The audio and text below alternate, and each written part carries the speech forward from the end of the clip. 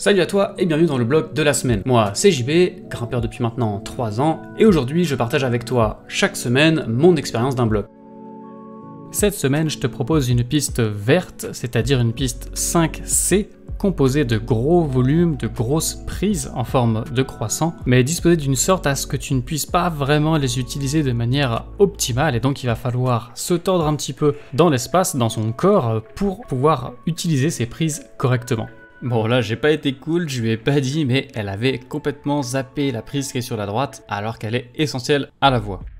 Avec ses volumes et ses courbes généreuses, c'est le genre de voix qu'on pense éclater du premier coup, et pourtant il n'est pas impossible que la voix elle-même se dégante pour te gifler violemment avec.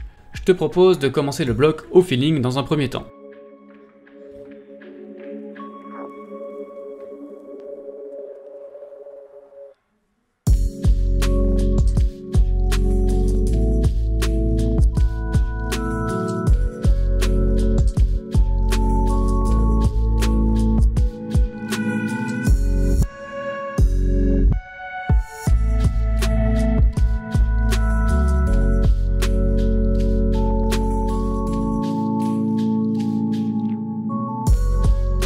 A vrai dire, le bloc est pas spécialement facile pour du 5C.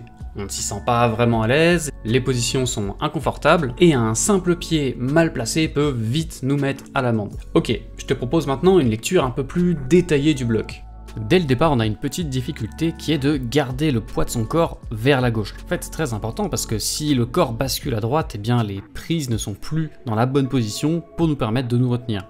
On avance bien son pied droit au maximum sur le volume puisque c'est celui-ci qui va nous empêcher en fait de basculer sur la droite une fois qu'on aura lancé la main droite.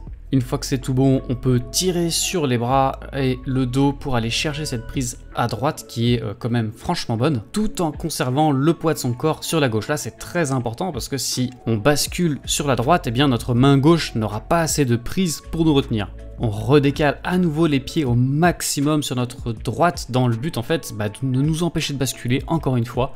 Ça nous déverrouille du coup la main gauche qui va pouvoir aller sur le volume du dessus qui lui, en revanche par son inclinaison, peut nous empêcher de basculer sur la droite. On se retrouve à peu près bien au niveau des mains, il est donc temps de monter les pieds. Là on n'a pas trop le choix, on va devoir utiliser le volume qu'on avait juste avant. La position devient inconfortable, donc assez rapidement on va utiliser le pied gauche pour prendre la petite prise. Cette prise là, elle a l'air assez petite et peu efficace, mais en fait c'est vraiment la prise principale de cette piste. Le but c'est ici d'ouvrir le genou gauche complètement contre le mur, ce qui permet au bassin d'être collé contre la piste, et en fait donc ce pied devient le support principal du poids à ce moment là de la piste. Une fois que c'est fait, on a le choix de mettre un petit peu le pied droit sur le bas de la piste qui est en dessous, ça dépend de ta taille. Et on arrive au moment physique de la voix puisqu'il va falloir lancer la main droite sur le volume du dessus, mais alors là on va prendre en fait toute la force qu'on met dans le bras gauche, on va devoir la récupérer dans le bras droit et c'est ce qui peut être compliqué.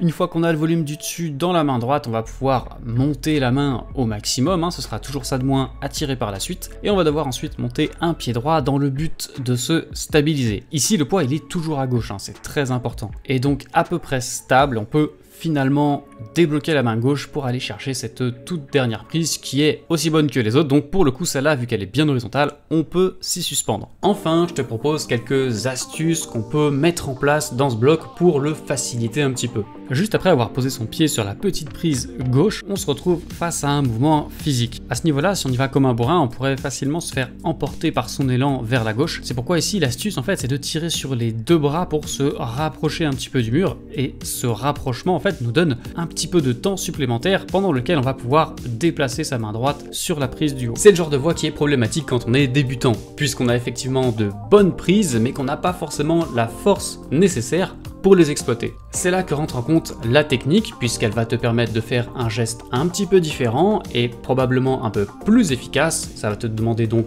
moins de force et tu vas économiser ton énergie. Enfin, n'oublie pas que seule la pratique et la persévérance vont te permettre de progresser, donc il n'y a pas de secret, let's go, il faut pratiquer.